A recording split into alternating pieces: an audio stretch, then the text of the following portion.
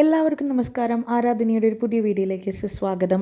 അപ്പോൾ ഈ വീഡിയോ കാണുന്ന ഒരു പാരൻസ് ആണെന്നുണ്ടെങ്കിൽ അവർ അനുഭവിക്കുന്ന ഒരു പ്രശ്നം എന്ന് പറയുന്നത് ചിലപ്പോഴെങ്കിലും കുട്ടികളെ പഠിപ്പിക്കാൻ തല പുകയ്ക്കുകയാണ്.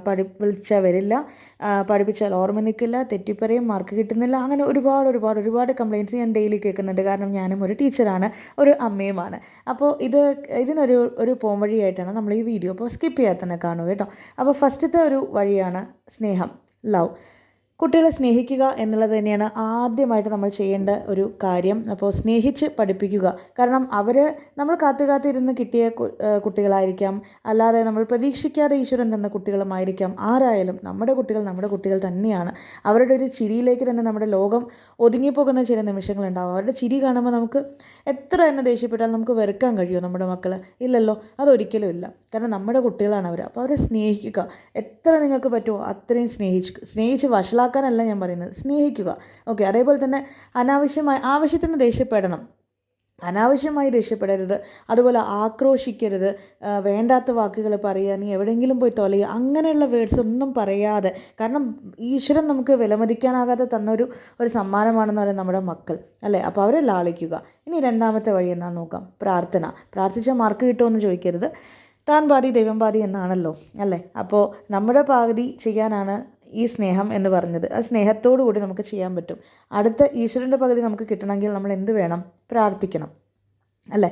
അപ്പോൾ ഒരുപാട് നമ്മൾ മണിക്കൂറുകളോളം ഒന്നും പ്രാർത്ഥിച്ചെങ്കിലും മനസ്സുകൊണ്ട് ഒരു മിനിറ്റെങ്കിലും പ്രാർത്ഥിച്ചു കഴിഞ്ഞാൽ ഉറപ്പായിട്ടും, അതും കൊച്ചുമക്കൾ പ്രാർത്ഥിച്ചു കഴിഞ്ഞാൽ ഉറപ്പായിട്ടും റിസൾട്ട് കിട്ടും. അപ്പോൾ ഒരു കുഞ്ഞു മന്ത്രവും ഞാനിവിടെ പറഞ്ഞുതരാം. വിദ്യാഗോപാല മന്ത്രമാണിത്. കൃഷ്ണ കൃഷ്ണ ഹരേ കൃഷ്ണ സർവജ്ഞത്വം പ്രസീദമേ രമാരമണ വിശ്വേശ വിദ്യാമാശു പ്രയശ്ചമേ. ഈസിയാണ് ഇത്. കുട്ടികളെ കൊണ്ട് ദിവസവും രാവിലെ തിരക്കാണെങ്കിൽ പറ്റുമെങ്കിൽ വൈകിട്ട് ഒന്ന് കൈകാലം കഴുകിയിട്ടെങ്കിലും ഒരു പ്രാവശ്യമെങ്കിലും കുട്ടികളെ കൊണ്ട് ചൊല്ലിപ്പിക്കൂ.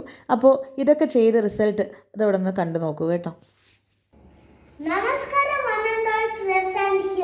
The world of reading, we come across many characters. Some are so unforgettable that they live forever. We usually are drawn to characters that are combination of smart, brave and strong. I'm very excited to talk about my favorite character.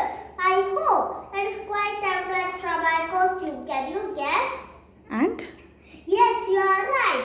My favorite character is an ant from the story Ant and the Grasshopper. Let's see how the ant looks like.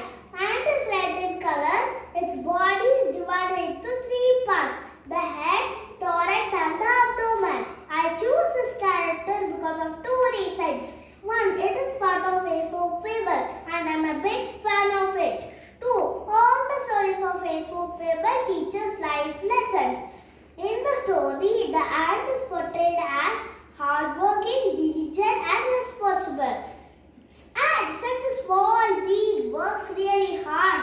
It spends summer gathering food and preparing for the winter. This conveys valuable message to all of us and similar to these characters in terms of dedication and hard work. Just like the ant, I follow the policy: work when you work, play when you